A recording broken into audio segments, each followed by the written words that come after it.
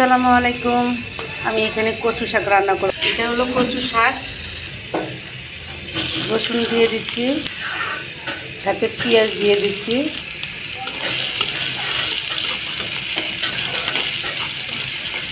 চিংড়ি মাছ দিয়ে কচু শাকটা রান্না করব। কচু শাকের অনেক ভিটামিন, অবশ্যই কচু শাকটা বেশি বেশি করে খাবেন, স্বাস্থ্যের জন্য ভালো, চোখের জন্য ভালো কচু শাক। আমি এখন চিংড়ি মাছটা দিয়ে দিব।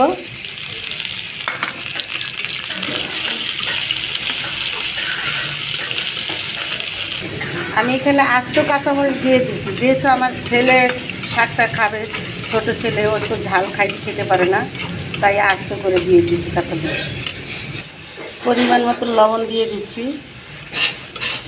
আমি আগে শাকটাকে ভাপ দিয়ে নিয়েছি, এটা দেশের থেকে আনা শাকটা। চিংড়ি মাছটা ভাজা ভাজা হবে, রসুন পেঁয়াজ লাল হয়ে যাবে, তখন আমি ওটা দিয়ে দিব। আমার এটা লাল হয়ে গেছে, এখন আমি হলুদ দিয়ে দিব একটু, আমি শাকটা ঢেলে দিব।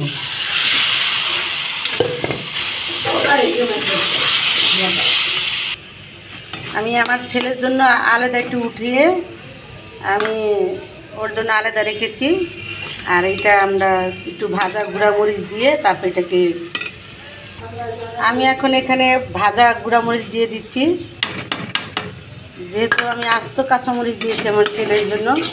এখন আমি এখানে আমার ছেলের জন্য উঠে আলাদা রেখেছি। এই যে আমার হয়ে গেছে কচু শাক, কত সুন্দর।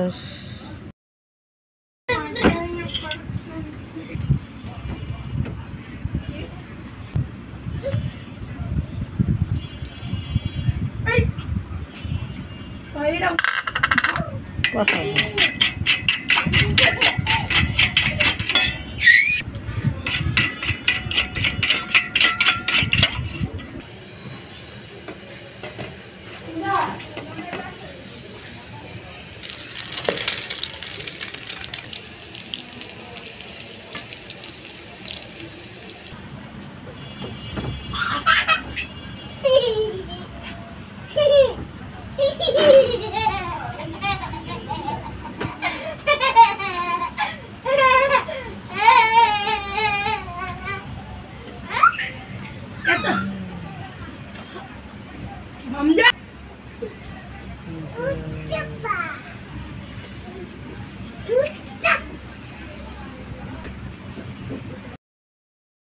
আমি আজকে চাপা শুটকি বাটা মরিচ দিয়ে বাগার দিব। আমি শুটকি এখানে বেটে নিচ্ছি।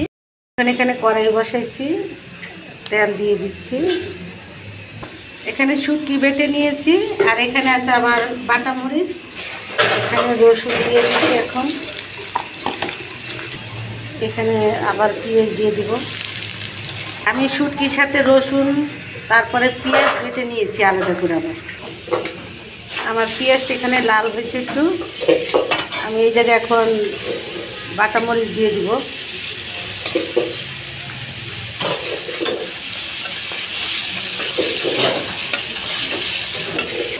পরিমাণ মতন লবণ দিয়ে দিচ্ছি। এখন আমি এখানে একটু হলুদ দিয়ে দেবো সামান্য। শুটকিতে হলুদ অল্প দিতে হয়, আমি এখন শুটকিটা দিয়ে দিচ্ছি।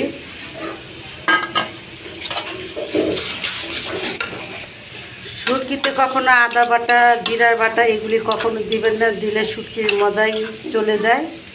এটা শুটকি খাওয়া হয় না, ওইটা মনে হয় গরু গোস্ত খাইতেছি। এখন আমি একটু পানি দিয়ে, একদম বেশি করে পানি দিয়ে এটা পুরোটাই করে ফেলবো।